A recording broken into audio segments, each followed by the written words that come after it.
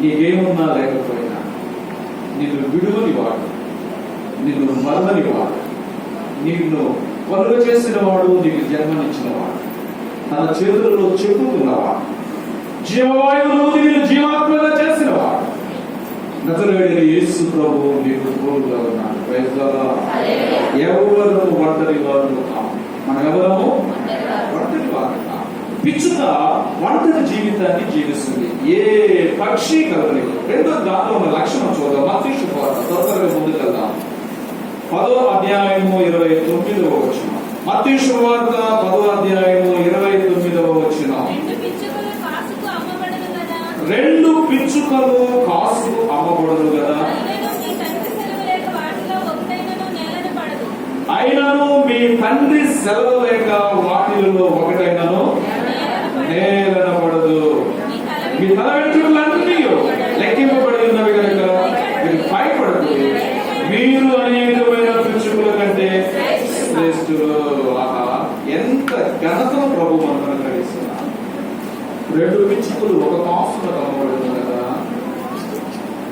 నేను ఒక ప్రశ్న వేస్తాను, దానికి సమాధానం మీరు నోటితో చెప్పవలసిన. మీ చేతులు పైకి చూపిస్తే చాలు.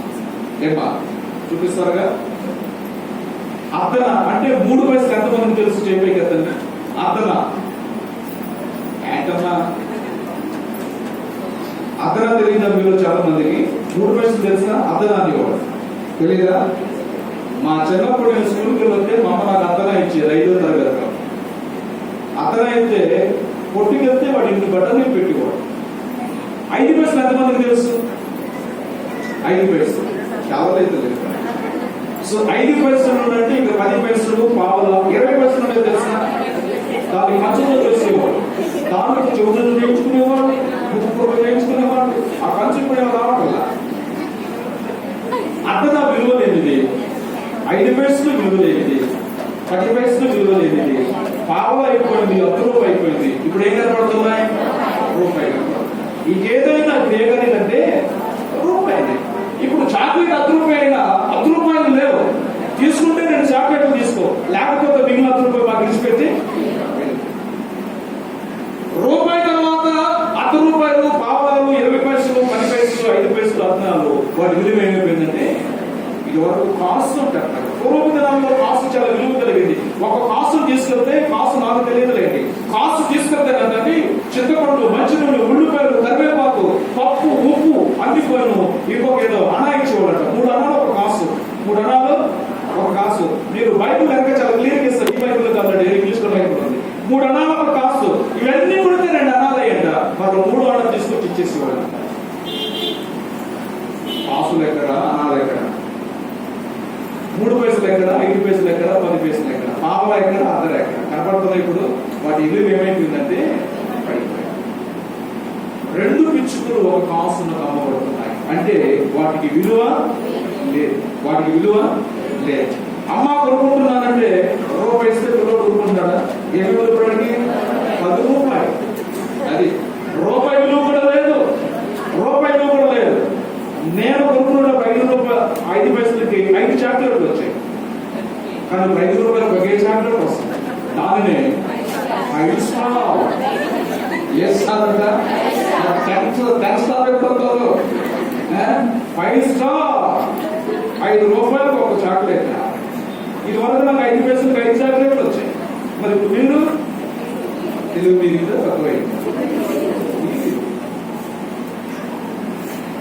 డబ్బులు పెరుగుతున్నాయి కానీ విలువ పడిపోయింది.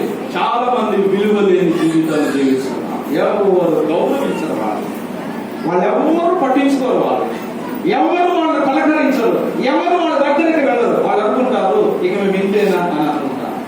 కానీ దేవుడు ఎంత గొప్పవాడు తెలుసా? ఆయన ఎంత గొప్పవాడంటే ఆదికాండం ఒకసారి చూద్దాం. 7వ అధ్యాయము 14వ వచనం. ఆదికాండము 7వ అధ్యాయము 14వ వచనం. త్వరగా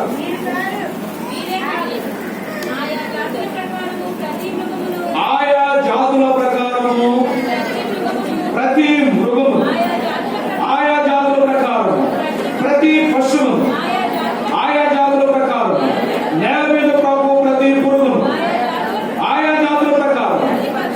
గమనించండి, ఆయా జాతుల ప్రకారము ప్రతి